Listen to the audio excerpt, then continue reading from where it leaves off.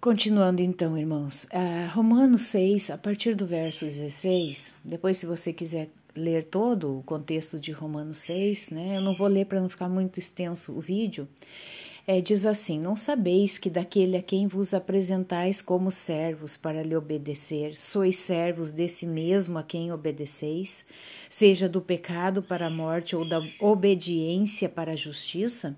Então é justamente isso, irmãos, nós nunca vamos deixar de ser servos, tá? Nós somos servos de alguém, né? Ou nós somos servos do pecado para a morte, tá? Fazemos parte do grupinho lá de Hassatã e seus Shedim, seus demônios, ou nós somos servos da obediência para a justiça, para a vida eterna, para a salvação e herdarmos o reino eterno, né? Aqui, vamos ver esse versículo aqui. João 8,34 diz assim, replicou-lhes Yashua, amém, amém, e eu vos digo que todo aquele que comete pecado é escravo do pecado, tá? Então, quando nós reconhecemos, quando nós entendemos a obra vicária, né, de Yahushua naquele madeiro, nós deixamos de ser servos do pecado e passamos a ser servos do Mashiach, tá? Escravos, né? Escravos ou servos, ele tem mais ou menos a mesma conotação. Então, nós deixamos de ser escravos do pecado para sermos escravos do Mashiach. Só que, se você... para mim é muito claro a diferença entre ser escravo do pecado, porque esse vai nos levar para a morte, e sermos escravos do Mashiach para nos levarmos à vida eterna. Tá? Essa escravidão, essa servidão ao Mashiach, ele mesmo diz que o jugo dele é leve, não é pesado. Só que o jugo que Satanás põe sobre nós, esse é extremamente pesado. Então, aqui Paulo está admoestando aos romanos, né, dizendo, né, não sabeis que daquele a quem vos apresentais como servos para lhe obedecer, sois servos desse mesmo a quem obedeceis? Seja do pecado para a morte ou da obediência para para a justiça? Mas graças a Elohim, que embora tendo sido servos do pecado, obedecestes de coração à forma de ensinamento a que fostes entregues, e libertos do pecado, fostes feitos servos da justiça. Falo como homem por causa da fraqueza da vossa carne, pois assim como apresentaste os seus membros como servos da impureza e da transgressão à Torá, resultando em mais transgressão à Torá, assim apresentai agora os seus membros como servos da justiça para santificação.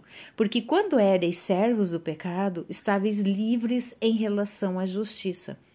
E que fruto tinhas então das coisas que agora vos envergonhais, pois o fim delas é a morte. Mas agora libertos do pecado e feitos servos de Elohim, tendes o vosso fruto para santificação e por fim a vida eterna, porque o salário do pecado é a morte. Mas o dom gratuito de Elohim é a vida eterna, Mashiach Yashua, nosso Adon, nosso Senhor, né? Tiago 1,15 diz, então a cobiça, havendo concebido, dá à luz o pecado, e o pecado sendo consumado gera a morte. Bom, eu acho que ficou claro isso com relação, né, a quem nós queremos nos colocar como servos, né? É uma escolha, Eu quero voltar para aquela foto, né? Eu disse no início que isso é uma realidade, tá? O Mashiach, ele veio para servir, mas ele cumpriu este propósito. Entendam isso, ele cumpriu. O que ele fez aqui como serviço? Ele mostrou para as pessoas que ali estavam naquele tempo, ele mostrou para os apóstolos, para os discípulos, a forma de servir. Ele, como um moré, como um professor, ele mostrou, ele ensinou como se serve. Tá? É como se ele fosse ali uma grande escola, tá? Na qual ele era o professor. E ele deu exemplo, ele deixou o exemplo de como nós devemos servir ao próximo, né? Mas primeiramente, como que nós devemos servir a Yahweh, ao Pai, né? Porque ele veio a serviço, né? Como servo sofredor da parte do Pai. Ele fez isso por amor ao Pai e por amor a nós, né? Tá, ele serviu, ele morreu, ele deu a sua vida por nós, ele serviu. E ele deixou este exemplo para nós servirmos também, primeiramente ao Pai, ao Reino Celestial e ao próximo, né? Mas não é sobre isso que eu quero falar agora, finalizando esse vídeo. Eu quero dizer que hoje o humanismo tomou conta, né? Como que eu posso dizer? Do corpo de Cristo, né? Conhecido como igreja. Eu não estou falando aqui de templos de pedras, também templos de pedras, mas eu estou falando igreja como noiva, como a Israel, tá? Não é Israel territorial, Israel, o povo, o remanescente. Entendam isso, tá? O que acontece? O inimigo, né? Ele sempre vai tentar destruir, poluir, contaminar aquilo que é puro, né? E ele está trazendo para o ser humano a questão do que a nova era prega, né? Que nós, por nós mesmos, nós temos poder, que nós podemos por nós mesmos, né? E na verdade, ele torce esse versículo e coloca o Mashiach realmente ali como um escravo do homem, como um escravo até os dias de hoje, não como o servo sofredor, o servo sofredor realmente o sofrimento dele foi para a nossa expiação, para a nossa redenção, para nos reconciliar com o Pai. Mas o inimigo, o que ele faz? Pega, coloca o Mashiach, Cristo, Jesus Cristo, conhecido no meio cristão, como um serviçal, como alguém que está a nosso serviço para os nossos deleites, para os nossos desejos mundanos, tá? E ele tem a obrigação de fazer cumprir. É isso que o humanismo está fazendo, tá? E o que é o humanismo? Eu peguei aqui algumas definições, deixa eu achar aqui, irmãos. Aqui, o humanismo, certo? Eu peguei aqui. Quais são as 4 principais características do humanismo?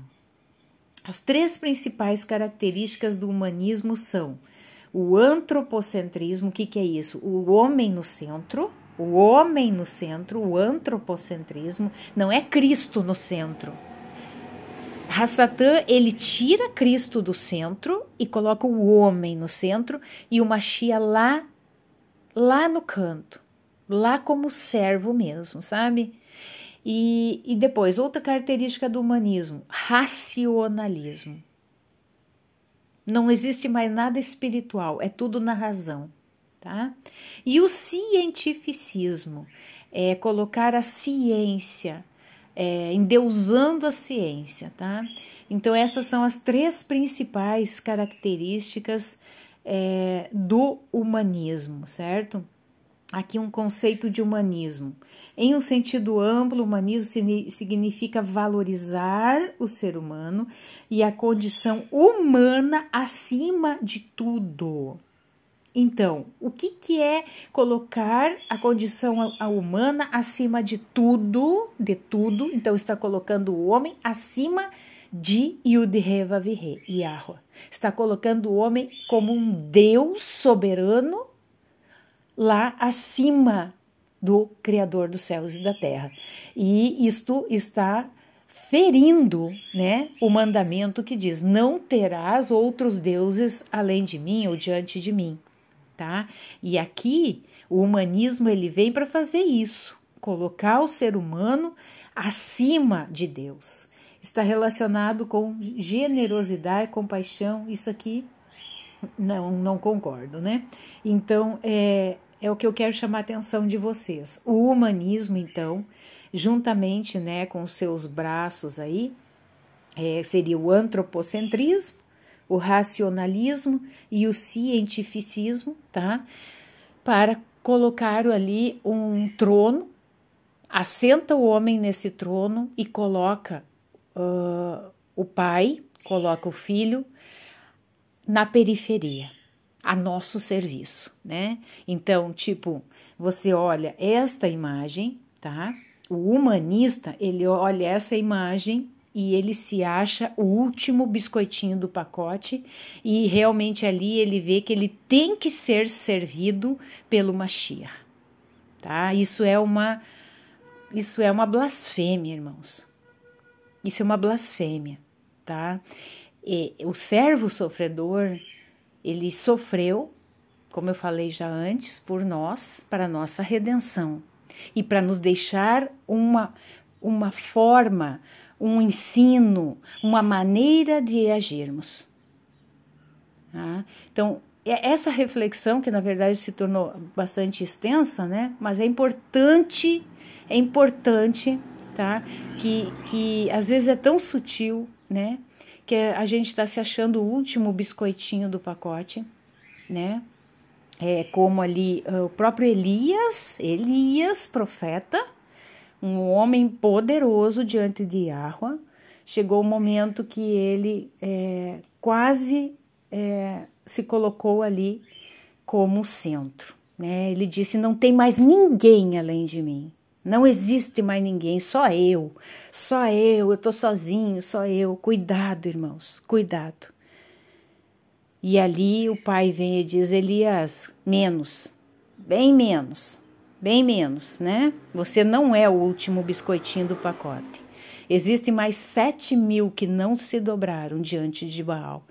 Então, nós temos que estar atentos, irmãos, para que o humanismo não venha sobre as nossas vidas e a gente acaba achando que tá todo mundo errado, que eu sou o único certo, que eu sou perfeito, né? E, enfim, e principalmente não tirarmos o Mashiach como alguém, um escravo nosso, muito pelo contrário, nós que somos considerados escravos do Mashiach, mas não é uma escravidão que gera morte, é uma escravidão que gera vida. É isso que nós temos que entender. Amém?